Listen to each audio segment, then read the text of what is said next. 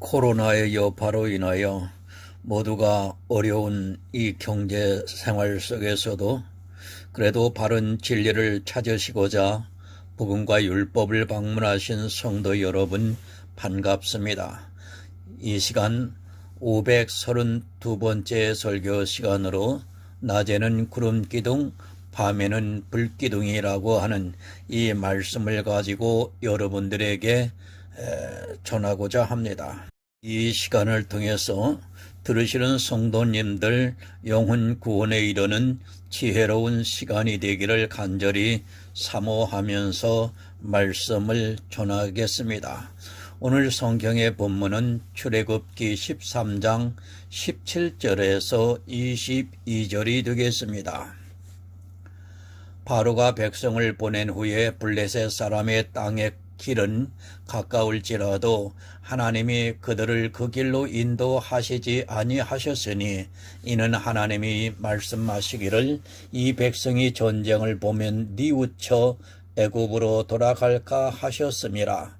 그러므로 하나님이 홍해의 광야 길로 돌려 백성을 인도하심에 이스라엘 자손이 애굽 땅에서 항우를 지어 나올 때에 모세가 요셉의 해골을 취하였으니 이는 요셉이 이스라엘 자손으로 단단히 맹세케 하여 이르기를 하나님이 필연 너희를 권고하시리니 너희는 나의 해골을 여기서 가지고 나가라 하였음이었더라.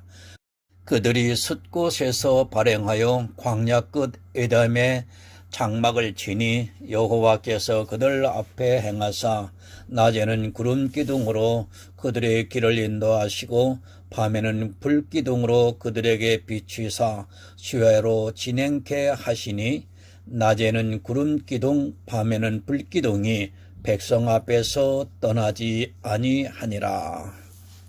사랑과 은혜가 많으신 아버지 하나님 감사합니다. 이 시간도 하늘의 비밀을 풀어 전할 수 있도록 인도하심을 감사를 드립니다. 출애굽한 이스라엘 백성들이 광야에서 40년간을 낮에는 구름기둥 밤에는 불기둥으로 인도하시고 그들을 보호하신 사실이 과연 무엇을 의미하는지에 대해서 전하고자 합니다. 낮에는 구름기둥이라고 하는 것은 예수 그리스도의 은혜를 말씀하시며 불기둥이라고 하는 것은 예수 그리스도의 영광을 나타낸다고 하는 놀라운 하나님의 비밀이 감추어져 있음을 오늘 풀어서 전하고자 합니다. 전하는 제 심령 속에와 들으시는 성도들의 심령 속에 동일하게 성령께서 역사해 주셔서 바로 전하고 바로 깨달아 영혼 구원에 이르는 지혜로운 하나님의 아들들이 되게 하여 주시옵소서. 예수 그리스도의 이름으로 기도드리옵나이다. 아멘. 성도 여러분, 성경의 모든 말씀은 영혼 구원입니다. 그것에서 벗어나는 해석을 하고 있다면 그들은 다른 복음을 전하고 있는 사람들입니다. 이 영혼 구원이 얼마나 귀한가를 깨닫지 못하고 구원에 대해서 말씀을 하면 도리어 이단이라고까지 공격을 하고 있습니다. 특히 그리스도 편지와 복음과 율법을 처음 보는 사람들은 이단을 지칭하고 있습니다. 그것과 성경 해석이 같습니까? 아마 그것에 다니는 사람들이 본다면 그리스도 편지 역시 이단이라고 공격할 것이 너무도 분명합니다. 제가 구원에 대해서 계속해서 말씀을 전하고 있고 또 구원에 방해가 되는 것이 무엇인가를 전하고 있습니다. 그러다 보니까 거의 모든 설교가 다 구원에 초점이 맞춰져 있다고 보아도 맞습니다. 영혼 구원입니다. 모든 성경은 다 이것을 말씀하고 있습니다. 구원을 얻기 위해서는 성경에서 보화인 예수 그리스도를 발견해서 찾아야 합니다. 그리고 또 한 가지는 우리가 보고 있는 성경 안에서 구원을 방해하는 것이 무엇인가를 냉정하게 살펴보고 그것을 해서는 안 됩니다. 이 두 가지를 성경을 통해서 평생 알아가도 우리는 시간이 부족합니다. 그런데 어떻습니까? 이 두 가지를 모르는 사람들이 구원을 받았다고 하면서 교회 안에서 악을 즐겨 행하고 있습니다. 그러면서 자기들이 구원을 받은 성도라고 말하고 있습니다. 마치 육적인 이스라엘이 자기들만이 하나님의 선민이라고 주장하는 것과 조금도 다르지가 않습니다. 명심하시기 바랍니다. 구원은 물론 단회적인 사건이라는 것은 저 역시도 100번 인정을 합니다. 그러나 구원을 받은 성도와 그렇지 않은 교회 안에 교인들은 차이가 있습니다. 구원을 받은 성도는 자기가 구원을 받은 것을 확신하면서 자기 구원에 대해서 성경에서 계속해서 확증해 나가고 있습니다. 앞서 말씀을 드린 두 가지를 계속해서 알아가고 있다는 말씀입니다. 교인들은 어떻습니까? 이제 자기들이 구원을 받았다고 말합니다. 예수를 믿으면서 교회 안에서 온갖 신앙생활을 잘하고 있으면서 주여 주여 하고 있는 자신을 보면 누구라도 그렇게 인정을 하게 되어 있습니다. 하지만 그들은 성경에서 예수 그리스도를 알아가는 것을 하지 않고 있습니다. 또 자기들이 행하고 있는 그 행위가 무엇인가를 모르고 열심을 내고 있습니다. 성도는 구원에 대해서 계속해서 알아가고 있습니다. 그러나 교인들은 이제 구원을 받았으니까 신앙생활을 잘 해야 한다고 하면서 그것에 열심을 내고 있습니다. 율법을 잘 지켜야 하고 또 하나님의 성도로서 성화가 되어야 하고 또 성령께서 주신 은사를 더욱 잘 나타내서 그것으로 복음을 전해야 한다고 말하고 있습니다. 사람의 이성으로는 너무도 옳습니다. 그러다 보니까 그 말에 거의 다 넘어가고 있습니다. 아직 구원도 받지 않고 그저 종교인으로 열심을 내고 있는 그들이 마치 구원을 받은 것 같이 주여 주여 하면서 내가 주님 앞에서 먹었고 주의 이름으로 능력을 행했고 주의 이름으로 율법을 지켰고 주의 이름으로 이제 막 교회에 들어온 소자들에게 하나님을 어떻게 믿어야 하는가를 가르쳤다고 말을 하고 있습니다. 참으로 안타까운 일입니다. 그런 모든 일이 악이라는 것을 모르다 보니까 주님께서 말씀하신 마태복음 7장의 일들을 그대로 하면서 예수 그리스도를 믿는다고 말하고 있습니다. 그런 사람들이 어떻게 되는가를 예수님께서 말씀을 하셨습니다. 바깥 어두운 곳에 쫓겨나게 된다는 것을 너무도 모르고 있습니다. 여러분, 구원이 없습니다. 하지만 자기들이 교회 안에 있는 것을 보면서 구원을 받았다고 말하고 있습니다. 성경에서 얼마나 많은 예표들을 통해서 이스라엘이 버림을 받았다는 것을 가르쳐 주고 있지만 사람들은 그저 자기들과는 아무런 상관이 없는 일로 받아들이고 있습니다. 성경을 아무리 많이 보아도 그런 것이 안 보이면 소경과 마찬가지라는 것을 알아야 합니다. 이스라엘만 소경입니까? 그들만 음녀였습니까? 그들만 하나님의 사랑을 몰랐습니까? 이것이 지금 이 시대 교회 안에 그대로 일어나고 있는 일이라는 것을 깨달으셔야 합니다. 성경은 이스라엘이 왜 구원을 받지 못했는가를 가르쳐 주고 있지만 사람들은 이 성경을 보면서도 자기들은 잘하고 있고 이스라엘은 하나님을 안 믿었다고 생각하고 있습니다. 소경입니다. 그리고 또한 음녀입니다. 이것이 이 시대 교회의 모습입니다. 이스라엘을 통해서 예표로 이 시대도 역시 그렇다는 것을 가르쳐주고 있지만 그것을 이스라엘의 일로 치부하고 있습니다. 구원을 받지 못했으면서도 자기들이 마치 구원을 받은 성도처럼 행동하고 있습니다. 이스라엘이 하나님의 선민이라고 자랑했던 것과 조금도 다르지가 않습니다. 구원받았습니까? 그것을 알 수 있는 가장 기본적인 것이 무엇입니까?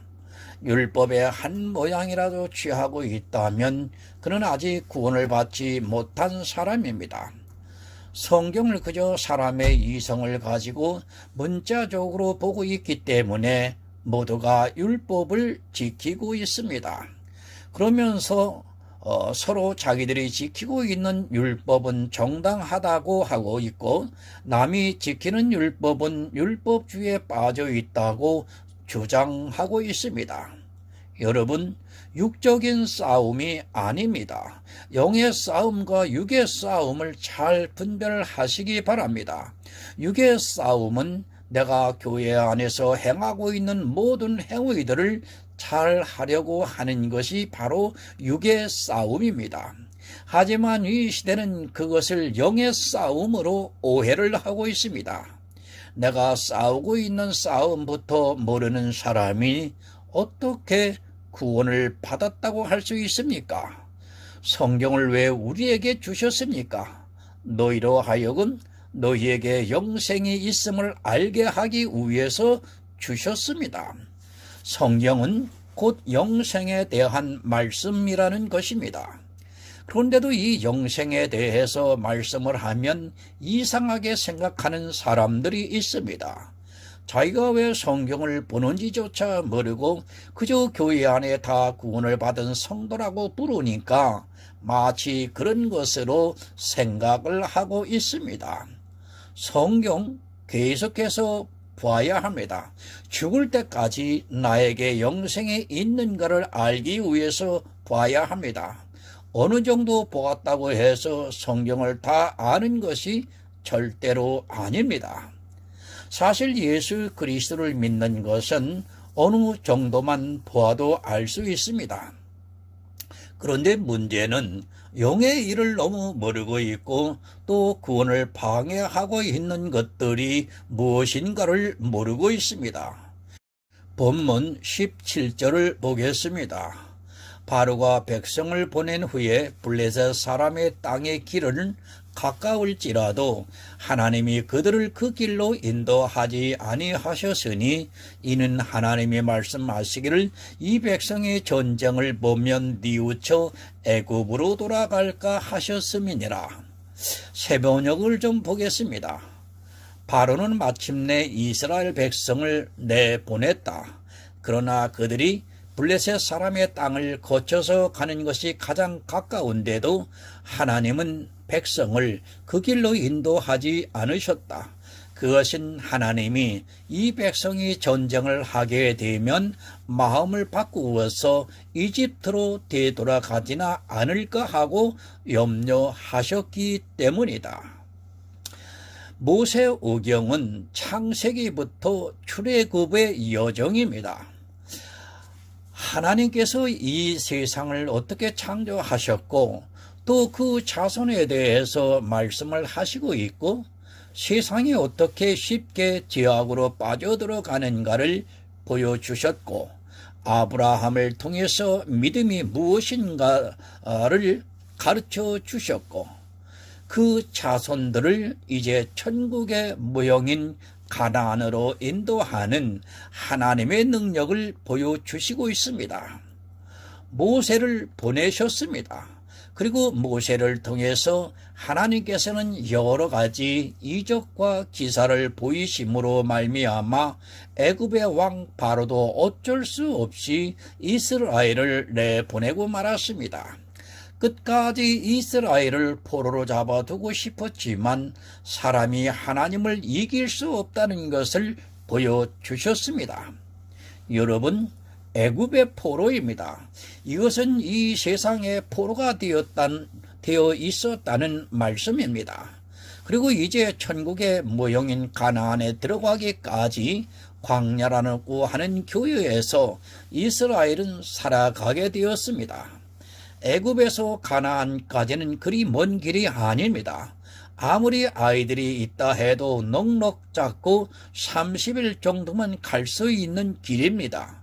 그러나 이스라엘은 40년간을 광야에서 보냈습니다. 그 중간에 블레셋 땅이 있었습니다. 그 길로 그냥 가면 반드시 블레셋과 전쟁을 해야 가나안에 들어갈 수 있습니다. 하지만 하나님의 능력으로 이제 광야에 나온 이스라엘은 전쟁을 두려워했을 것입니다.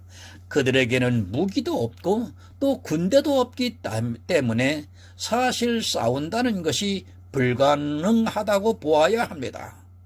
여러분, 전쟁입니다. 이 백성의 전쟁을 보면 뉘우쳐서 다시 애국으로 돌아갈 것이 너무도 뻔하기 때문에 하나님께서는 일단 전쟁이 없는 곳으로 그들을 인도하셨습니다. 물론 블레셋과의 전쟁을 피했지만 불과 얼마 되지 않아서 아말렉과 전쟁을 했던 것을 볼 수 있습니다. 그리고 하나님께서는 그 아말렉을 이 세상에서 영영히 그 씨를 제하여 버리라고 말씀을 하셨습니다. 디모데전서 6장 12절을 보겠습니다. 믿음의 선한 싸움을 싸우라. 영생을 취하라. 이를 위하여 내가 부르심을 입었고 많은 정인 앞에서 선한 증거를 증거하였도다. 이스라엘이 가나안에 들어가기까지 많은 싸움을 했습니다. 물론 가나안에 들어가서도 역시 그들을 진멸하기 위해서 수많은 종족들과 싸움을 했습니다. 그 모든 여정의 싸움은 모두가 하나님께서 역사를 해주심으로 이길 수 있었습니다. 이스라엘이 육체적으로 싸웠지만 그 싸움은 너희에게 있는 것이 아니라 내게 있다고 말씀을 하셨습니다.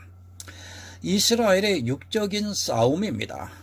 하나님께서 그들이 애굽에서 나오자마자 블레셋으로 가서 싸우면 뉘우쳐서 애굽으로 돌아갈 것을 염려하셨습니다.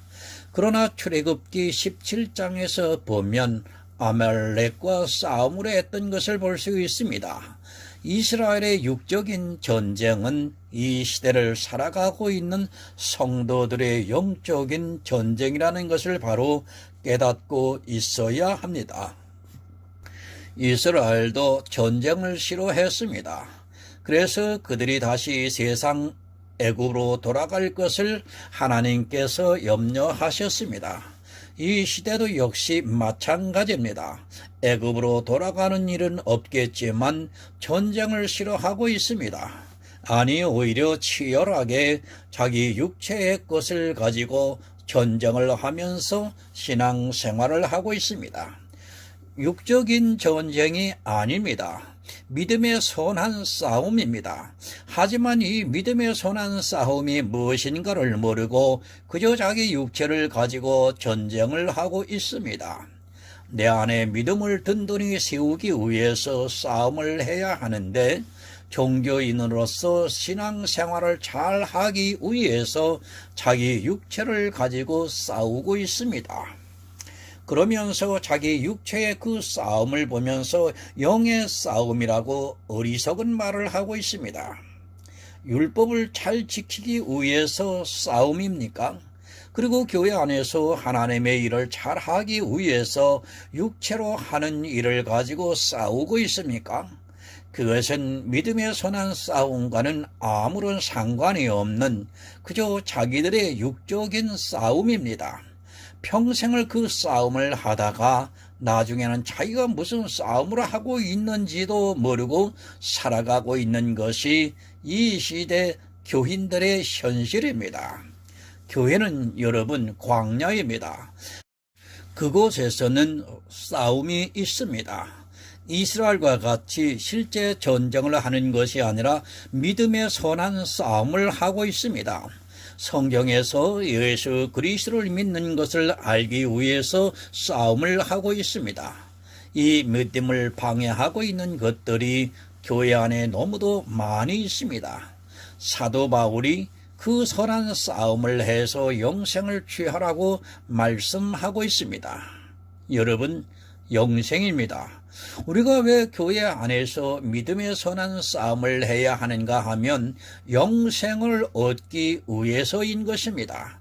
그러나 불행하게도 이 시대는 육체의 싸움을 하고 있으면서도 그것을 믿음의 선한 싸움인 것으로 오해를 하고 있습니다. 육체의 싸움과 영의 싸움을 도무지 분별을 못하고 있습니다.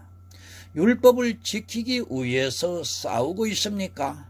그것은 육체의 싸움이지 믿음의 선한 싸움이 아닙니다. 믿음의 선한 싸움은 오히려 그 율법을 안 지키기 위해서 싸우고 있습니다.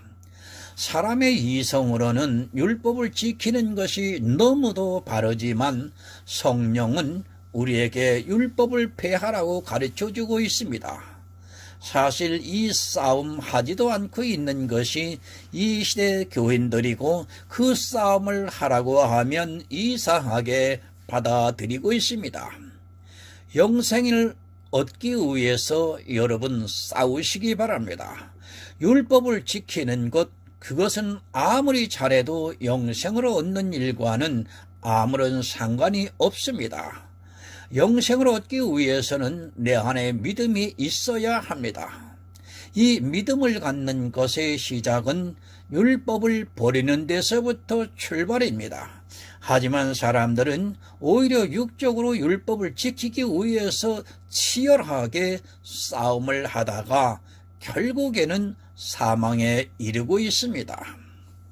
에베소서 6장 12절을 보겠습니다. 우리의 씨름은 혈과 육에 대한 것이 아니요 정사와 권세와 이 어둠의 세상 주관자들과 하늘에 있는 악의 영들에게 대함이라. 처음에는 싸움을 못합니다.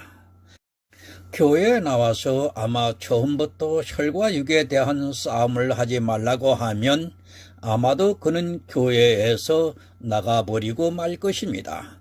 다시 세상으로 돌아갈 것이 분명합니다.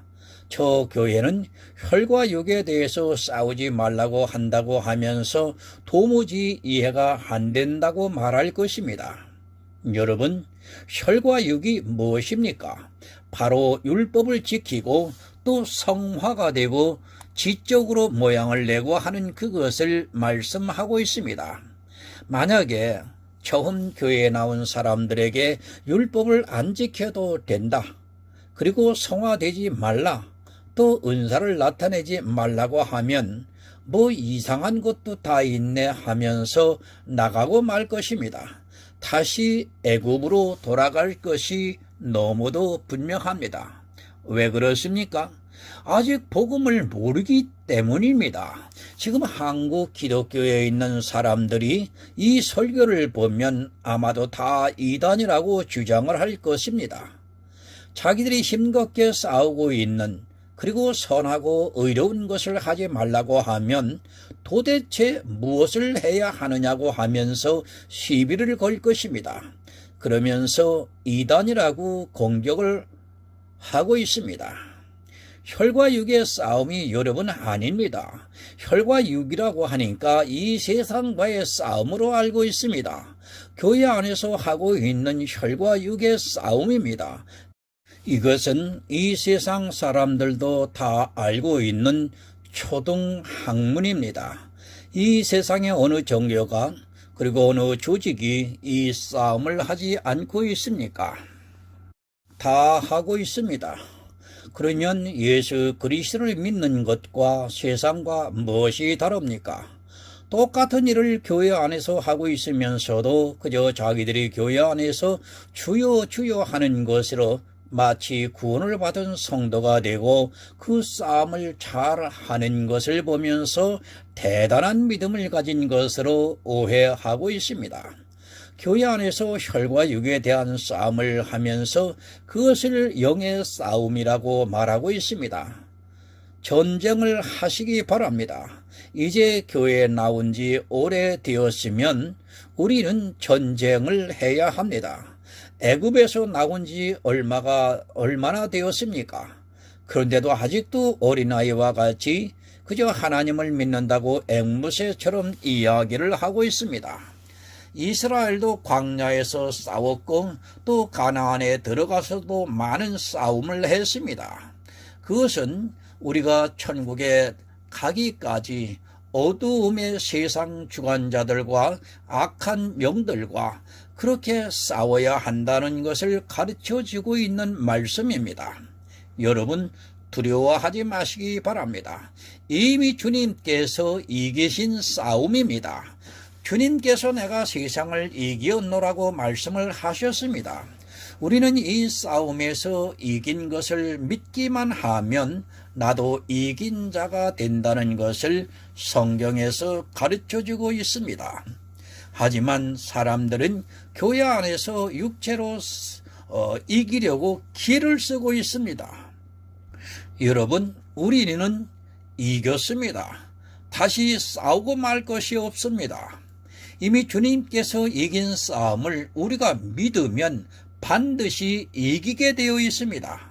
이제는 이스라엘과 같이 육체의 싸움을 하는 것이 아니라 믿는 일을 하는 것입니다. 하지만 이 믿음에 대해서 너무도 모르고 있는 것이 이 시대 교인들입니다. 성경을 알아야 믿음의 선한 싸움을 할 수 있는데 성경을 모르다 보니까 육체의 싸움을 하면서 힘을 빼고 있습니다. 교회에 처음 나왔습니다. 그들은 이 싸움을 하지 못합니다. 그래서 하나님께서도 이스라엘을 블레셋이 있는 곳으로 인도하시지 않았습니다. 마찬가지로 교회에 나와서 복음을 들으면 이 싸움을 해야 하는데 처음부터 이 싸움을 하라고 하면 도무지 이해가 안 되게 되어 있습니다. 그래서 어떻게 해야 합니까? 처음에는 복음에 대해서 들어야 합니다. 이 복음을 알기까지는 성경을 통해서 배워야 합니다. 그렇게 배운 성도만이 어둠의 세상 권세자들과 악한 영들과 싸울 수 있습니다.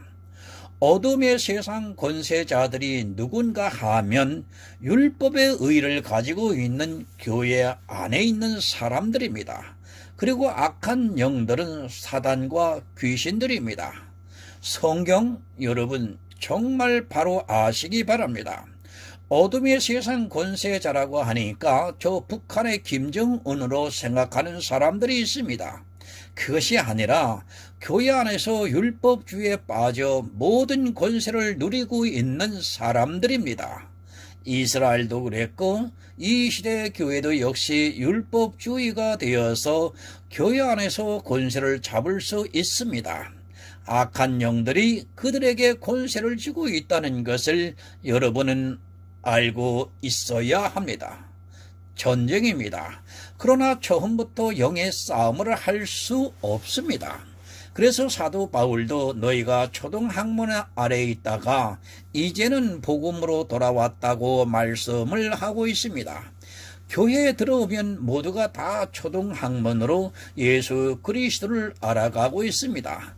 그러나 이제 때가 오래되었으면 영의 싸움이 무엇인가를 알고 그 싸움을 해야 합니다. 본문 18절을 보겠습니다. 그러므로 하나님이 홍해의 광야길로 돌려 백성을 인도하심에 이스라엘 자손이 애굽 땅에서 항우를 지어 나올 때에 세 번역을 좀 보겠습니다. 그래서 하나님은 이 백성을 홍해로 가는 광야길로 돌아가게 하셨다. 이스라엘 자손은 대열을 지어 이집트 땅에서 올라왔다. 광야에 나왔습니다. 사실 이것은 불가능한 일입니다. 세상에 살던 사람이 교회에 나온다는 것은 쉬운 일이 아닙니다. 그러나 하나님께서 역사하시면 천국 잔치에 참여하게 되어 있습니다. 그렇다고 해서 이들이 모두가 천국에 들어간 것이 아니라는 사실을 분명히 알고 있어야 합니다. 성도 여러분, 장정만 60만 명입니다. 그들은 자기들의 조상 아브라함과 이삭과 야곱에게 하신 약속을 알고 있었습니다. 그러나 믿지는 못했습니다. 만약에 이스라엘은 그것을 믿고 있었다면 하나님께서 모세를 보내시기 전에 스스로 나오려고 했고 하나님께 간구했을 것이 분명합니다. 그러나 그들은 애굽에서 종살이를 하면서도 나오지를 않으니까 하나님께서는 모세를 보내셔서 인도하셨습니다. 여러분, 광야입니다. 그것은 이 시대의 교회라는 것을 바로 아시기 바랍니다. 지금 교회 안에 있는 사람들은 교회가 구원의 방주가 되는 것으로 오해를 하고 있습니다. 이스라엘도 하나님의 모든 능력을 자기들의 눈으로 보면서 당당하게 광야로 나왔지만 그들의 결말이 어떠했는가를 바로 알아야 합니다. 광야 길을 돌리셨습니다. 그들은 대오를 지면서 나왔지만 아직까지는 전쟁을 할 그런 상태는 아니었습니다. 사실 이스라엘은 자기들의 눈으로 하나님의 능력을 보았지만 그것이 표적이 되어서 하나님을 믿지는 않았습니다. 그래서 그들이 광야에서 모두가 죽었습니다. 여러분, 교회를 바로 아시기 바랍니다. 지금 내가 다니고 있는 교회는 방주가 아닙니다. 그것은 이제 광야에 나온 것입니다. 이제 광야라는 교회에 나와 있으면 먼저 아말렉과 싸워야 합니다. 출애굽기의 모든 사건들은 이 시대 우리가 어떻게 해야 천국에 들어갈 수 있는가를 가르쳐주는 모형들입니다. 하지만 교회 안에 있는 사람들은 그저 하나님께서 이스라엘을 인도하신 사건 정도로만 알고 있습니다. 본문 19절을 보겠습니다. 모세가 요셉의 해골을 취하였으니 이는 요셉이 이스라엘 자손으로 단단히 맹세케 하여 이르기를 하나님이 필연 너희를 권고하시리니 너희는 나의 해골을 여기서 가지고 나가라 하였음이었더라. 세번역을 보겠습니다. 모세는 요셉의 유고를 가지고 나왔다. 요셉이 이스라엘 자손에게 엄숙히 맹세까지 하게 하며 하나님이 틀림없이 너희를 찾아오실 터이니 그때에 너희는 여기서 나의 유고를 가지고 나가거라 하고 말하였기 때문입니다. 창세기 50장 25절을 보면 요셉이 또 이스라엘 자손에게 맹세시켜 이르기를 하나님이 정녕 너희를 권고하시리니 너희는 여기서 내 해골을 메고 올라가겠다 하라 하였더라. 여러분, 요셉의 유언입니다. 요셉은 형제들에 의해서 애굽의 종으로 팔려와서 애굽의 총리까지 된 사람입니다. 하나님께서 그에게 지혜를 주셔서 그 당시 모든 나라가 7년간의 흉년으로 거의 다 망하게 되어 있는데 하나님께서 요셉을 통해서 미리 가르쳐 주심으로 그가 애굽을 구할 수 있었습니다. 그 일로 요셉은 애굽의 총리가 되었고 야곱의 가족이 다 애굽으로 이주를 하게 되었습니다. 여러분, 가나안입니다. 그것은 천국의 모형입니다. 우리가 이 세상에서 어떻게 살아가야 하는가를 가르쳐주고 있습니다. 요셉은 하나님께서 주시는 젖과 꿀이 흐르는 가나안에 들어가기를 간절히 원했습니다. 얼마나 원했으면 자기가 죽고 세월이 흐른 후에 하나님께서 반드시 너희를 권고하시리니 그때에 내 유고를 가지고 가나안으로 들어가라고 유언을 했습니다. 약속을 믿었습니다. 하나님께서 자기 조상 아브라함과 이삭과 야곱에게 하신 약속의 말씀을 믿었습니다. 그러나 이스라엘은 그것을 믿지 못했습니다. 그저 애굽에서 사는 것으로 만족을 누렸습니다. 광야에서 나가서 이제 가나안에 들어가야 하는데 그들에게는 가나안이 그렇게 마음에 없었습니다. 하지만 요셉은 자기가 죽으면 유골이라도 가져가서 가나안에 묻어달라고 말합니다. 그것이 무슨 의미가 있습니까? 하지만 요셉을 통해서 그가 얼마나 천국을 사모했는가를 가르쳐주고 있습니다. 비록 죽어서 뼈만 남아있지만 그 뼈라도 가나안에 들어가고 싶었던 것이 요셉의 심정입니다. 자기들의 조상이 묻혀있는 그 땅에서 안식을 누리고 싶었습니다. 천국을 바라보는 성도입니다. 하지만 이 시대에 천국을 별로 사모하지를 않고 있습니다. 말로만 천국을 간다고 하지 그들이 예배나 기도나 찬송을 들어보면 다 바알에게 하고 있다는 것을 알 수 있습니다. 만약에 그들이 천국을 사모한다면 그것부터 버려야 하는데 오히려 이 세상의 것을 탐하고 있습니다. 본문 20절을 보겠습니다.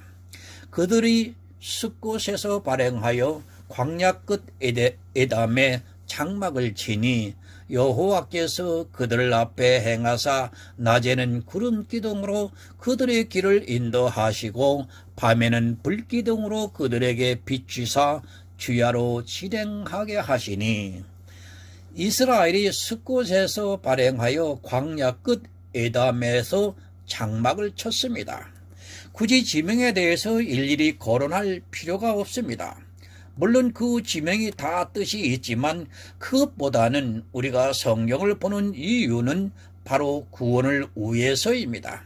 정말 성경을 보면서 다른 것에 마음을 빼앗기지 마시고 오직 내 영혼의 구원을 취하기 위해서 보아야 합니다. 쓸데없는 것에 마음을 빼앗깁니다. 특히 성경을 연구하는 신학자들을 보면 너무 안타깝습니다. 성경은 우리가 구원을 받게 하기 위해서 기록된 말씀입니다. 그런데 성경을 보면서 그 구원에 초점이 맞추어서 보는 것이 아니라 단어에 집착하고 있고 또 사람의 이성으로 따지면서 그것을 증명하려 하고 있습니다. 그리고 자기가 연구를 해서 이 세상의 이성으로 무엇인가를 알면 대단한 신학자나 되는 것으로 요란을 떨고 있습니다. 여러분, 그런 것에 마음을 빼앗기지 마시기 바랍니다. 오직 영생입니다. 이 영생이 없다면 여러분이 성경에서 아무것도 모르는 것을 알았다고 해도 그것은 쓰레기에 불과하다는 것을 여러분은 깨달으셔야 합니다. 성도는 그런 것에 마음을 빼앗기지 않고 오직 내 영혼의 생명에 대해서만 생각한다는 것을 잊지 마시기 바랍니다. 낮에는 구름 기둥으로 그들의 길을 인도하시고 구름 기둥과 불 기둥에 대해서는 많은 설교들이 올라와 있습니다. 서로 각각의 주장들이 많고 다양한 해석들이 있는 것이 이 구름 기둥과 불 기둥이라고 생각을 하고 있습니다. 하나님께서는 구름 기둥으로 그들의 길을 인도하셨다고 말씀을 하고 있습니다. 마태복음 7장 14절을 한번 보겠습니다. 생명으로 인도하는 문은 좁고 길이 협착하여 찾는 이가 적음이니라. 여러분, 구름 기둥입니다. 낮에는 구름 기둥으로 그들의 길을 인도하셨다고 말씀을 하고 있습니다. 그 구름 기둥은 우리의 생명으로 인도하는 구름 기둥입니다. 하나님께서는 광야에서 구름 기둥을 보여주셨습니다. 아니, 구름 기둥을 통해서 이스라엘을 인도하셨습니다. 그 구름 기둥이 인도를 하고 있습니다. 이스라엘이 이동할 때는 반드시 구름 기둥을 보고 인도함을 받았다고 말씀을 하고 있습니다. 이스라엘이 가나안에 들어가기까지는 늘 이 구름 기둥이 성막에서부터 올라왔습니다. 이 성막은 예수 그리스도를 예표하는 것이고 주님께서 우리를 인도하신다는 것을 가르쳐 주시는 말씀입니다. 구름 기둥이 있어야 이스라엘이 어디로 가야 하는 줄을 알았습니다. 여러분, 반드시입니다. 구름 기둥이 떠오르지 않으면 이스라엘은 그 자리에서 몇 년이고 있어야 했습니다. 이스라엘을 천국으로 인도하는 구름 기둥입니다. 그래서 요한복음에서 진리의 성령이 오시면 너희를 모든 진리 가운데로 인도하신다고 말씀을 하고 있습니다. 이스라엘은 보이는 구름 기둥을 보고 인도함을 받았지만 이 시대는 진리의 성령이 오셔서 우리를 천국으로 인도하고 있습니다. 요한계시록 7장 17절을 한번 보겠습니다. 이는 보좌 가운데 계신 어린 양이 저희의 목자가 되사 생명수 샘으로 인도하시고 하나님께서 저희 눈에서 모든 눈물을 씻어 주실 것임이로라. 생명수 샘으로 인도하셨습니다. 바로 구름 기둥은 우리를 생명수 샘으로 인도하는 표징과도 같습니다. 그것은 이스라엘이 가나안에 들어갈 때까지 구름 기둥을 따라 인도함을 받았습니다. 우리가 생명수 샘으로 인도함을 받으려면 여러분 어떻게 해야 합니까? 이 시대도 구름 기둥이 있는 것이 아니라 진리의 성령이 오셔서 우리를 모든 진리 가운데로 인도하셔서 우리가 천국에 들어가는 생명수 샘을 마시게 됩니다. 인도하시고 있습니다. 하나님께서 우리를 어디로 인도하십니까? 바로 천국입니다. 그 천국에 들어가기 위해서 이스라엘은 보이는 구름 기둥을 보고 따라갔습니다. 하지만 이 시대는 육적인 시대가 아닙니다. 이제 영의 인도함을 받으려면 반드시 진리의 성령이 우리에게 오셔야 합니다. 밤에는 불기둥으로 그들에게 비추사 주야로 진행하게 하시니 낮에는 구름 기둥입니다. 그러나 밤에는 불기둥으로 그들에게 비추사 주야로 진행하게 하셨습니다. 이스라엘이 가나안에 들어가기까지 주야로 진행할 수 있게 하신 것이 바로 이스라엘의 눈에 보이는 구름 기둥과 불 기둥이었습니다. 고린도후서 4장 6절을 보겠습니다. 어두운 데서 빛이 비추라 하시던 그 하나님께서 예수 그리스도의 얼굴에 있는 하나님의 영광을 아는 빛을 우리 마음에 비추셨느니라. 여러분, 무엇을 비추셨습니까? 예수 그리스도의 얼굴에 있는 하나님의 영광을 아는 빛을 우리에게 비춰주셨습니다. 하나님의 영광을 아는 빛이 무엇입니까? 예수 그리스도께서 이 세상에 오셔서 십자가에서 죽으시고 3일 만에 부활하셔서 하늘로 올라가셔서 영광을 받으셨습니다. 어두움이 있습니다. 이스라엘도 그렇고 지금도 역시 마찬가지입니다. 이스라엘에게는 불기둥을 통해서 하나님의 영광을 보여주셨습니다. 그러나 이 시대는 성경에서 예수 그리스도의 영광을 아는 빛을 우리에게 비춰주시고 있습니다.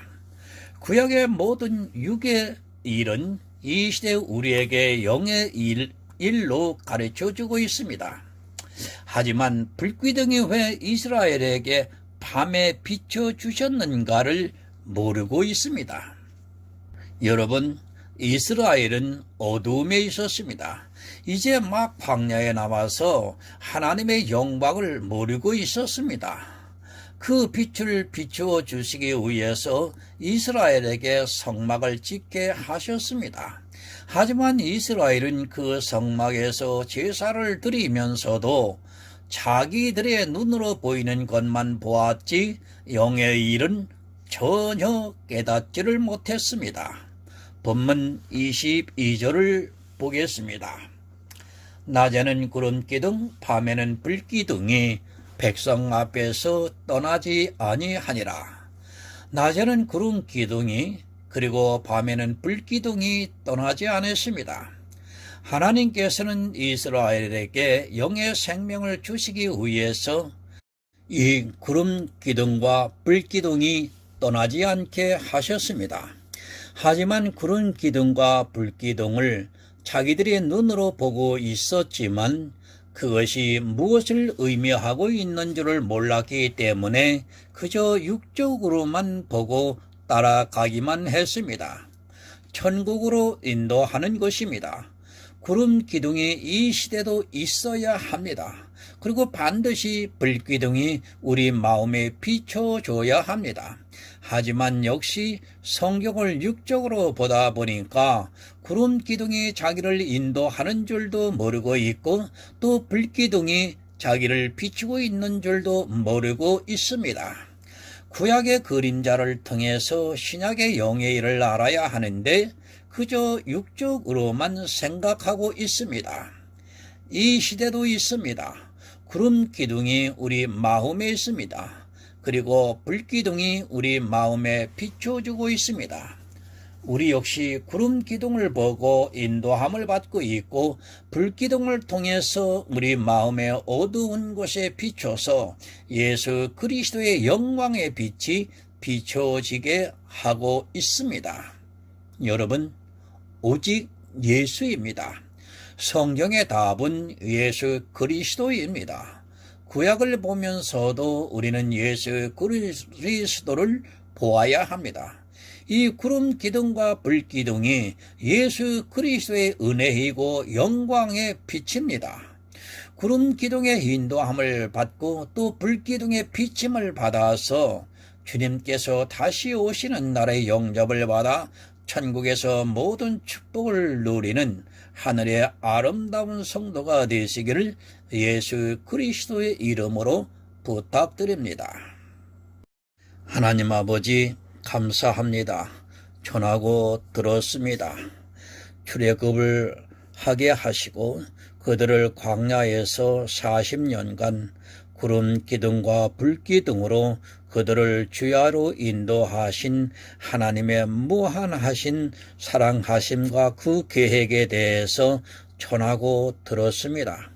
이스라엘이 가나안에 들어가기까지 낮에는 구름 기둥과 밤에는 불 기둥으로 그들에게 함께 하셨던 하나님이셨습니다. 그 구름 기둥이 오늘날에도 있어야 하고 불기둥도 오늘날 있어야 우리 모두가 천국에 들어가는데 부족함이 없다고 하는 사실을 전했습니다. 하나님 아버지, 구름 기둥은 예수 그리스도의 은혜요, 불기둥은 예수 그리스도의 영광이라고 하는 사실을 반드시 전했습니다.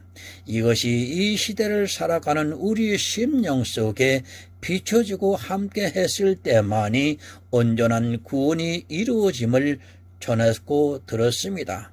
이제는 깨닫게 해 주셔서 바른 복음 안에 진리를 가지고 믿을 수 있는 하나님의 아들들이 될 수 있게 하여 주시옵소서. 예수 그리스도의 이름으로 기도드리옵나이다. 아멘.